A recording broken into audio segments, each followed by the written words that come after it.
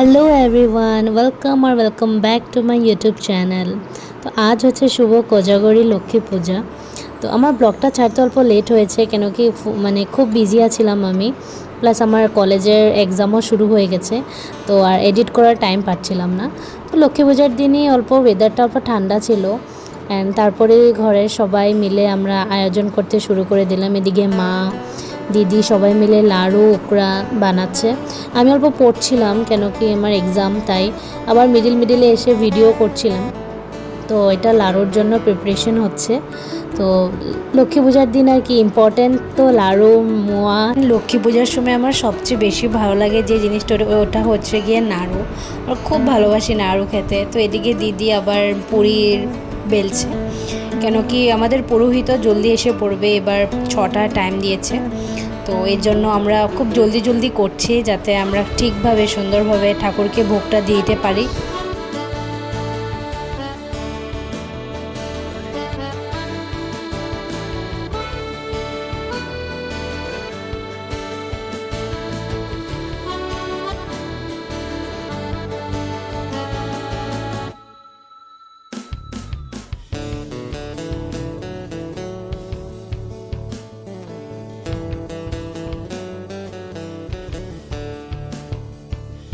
লক্ষ্মী পূজার দিন আরেকটা জিনিস তো সবচেয়ে ইম্পর্টেন্ট, ওটা হচ্ছে কি আলপনা।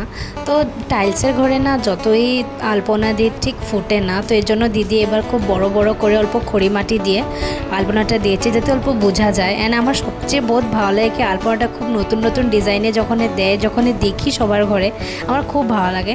তো এদিকে আমাদের পুরোহিত মশাই এসে পড়েছে আর পূজাতেও বসে পড়েছে। খুব সুন্দরভাবে আমাদের পূজাটা হয়ে গেছে একদম সন্ধ্যার দিকে।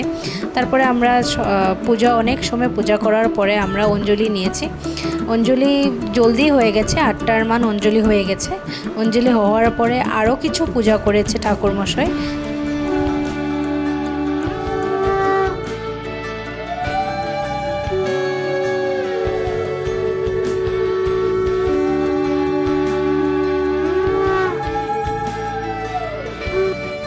পুজো শেষ করার পর মা, কাকি, বৌদি সবাই মিলে লক্ষ্মীর পাঁচালি পড়ছে। আর এদিকে এটা আমার আউটফিট। তো এই সুন্দর ঘাগরাটা না আমি মায়াপুর থেকে নিয়েছি, এটা আজকে প্রথম পরলাম। তো বেশি তো ভিডিও তোলা হয়নি, আমি যতটুকু পারছি ফটো দিয়েই সব করছি। তো এটা আমাদের লক্ষ্মীর মায়ের ফটো। তারপরে কিছু ফটো তোলার পর উপাসটা ভাঙলাম, তো কিছু প্রসাদ খেলাম, এটা আমার খুব ফেভারিট পার্ট। তারপর রাত্রেবেলা খুবই টায়ার্ড ছিলাম, ভাত খেয়ে অল্প স্কিন কেয়ার করলাম, তারপরে ঘুমিয়ে গেছি। তো এটাই ছিল লক্ষ্মী পূজার ব্লগ।